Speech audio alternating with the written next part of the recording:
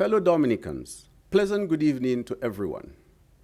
I am here to inform and update you on the COVID-19 situation, which is in keeping with the normal practice of the Ministry of Health. The Ministry has been actively involved in extensive case identification programs.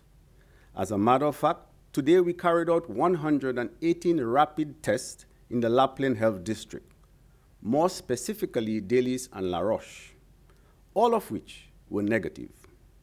This was carried out by 3 dedicated district health teams, whom we are extremely proud of. Today, our lab at the Dominica China Friendship Hospital also reported 23 more results, all of which were negative as well. This approach of case identification, along with social distancing, is of paramount importance in containing the spread of COVID-19, as outlined by PAHO and other international experts.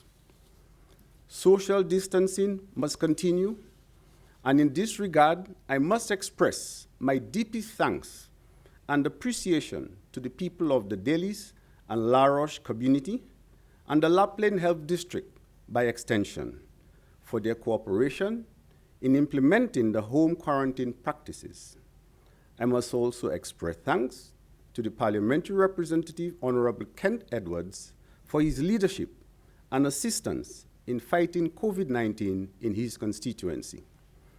The Primary Healthcare Division and its Lapland Health team have been at the forefront in this fight, and for this, we salute your dedication and effort, which serves as an example to the rest of Dominica.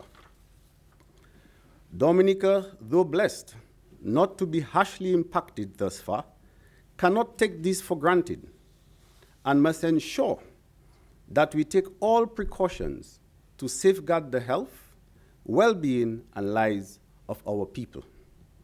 Sadly, some of our people have not heeded the calls for cooperation and the exercise of personal and collective responsibility and have been failing and or refusing to adhere to the guidelines, protocols, and pleas of the health authorities. This action is detrimental to the health, well-being, and lives of our people and cannot therefore be permitted to continue unchecked. It has therefore become necessary for the government to take stronger legislative action to protect the nation and its residents. The Constitution of Dominica protects certain fundamental rights and freedoms of all persons within Dominica, but it also provides for those individual rights and freedom take second place for the collective benefit of all Dominicans. The provisions set out in what I will call the COVID-19 regulations are limited to those determined to be necessary to improve the effectiveness of the state in protecting the people of Dominica from the ravages of this pandemic. This is to be done in the first instance through the Environmental Health Services Act No. 8 of 1997 and regulations.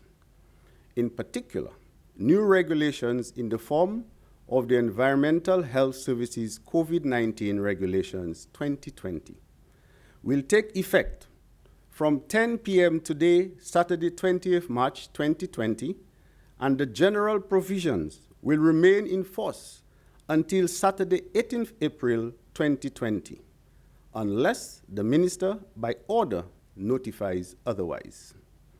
However, the provision providing for a curfew will only have effect from 10 p.m. Saturday, 20th March 2020 until 8 a.m. Tuesday, 31st March 2020, unless the minister by order published in the Gazette extends this. The following are provided for under the regulation: isolation of person infected or suspected to be infected with COVID-19, special restrictions and requirements on persons arriving from outside Dominica, closure of the air and seaports, requirement for provision of truthful information, requirements to notify the authorities of symptoms, prohibition of gathering of more than 10 persons, curfew, closure of schools. Failure to comply with any of the provisions of the Environmental Health Services Act and regulations is an offense, and under the provision of the Environmental Health Services Act 1997, a person guilty of an offense under these provisions may receive a fine of $10,000 and imprisonment for 12 months.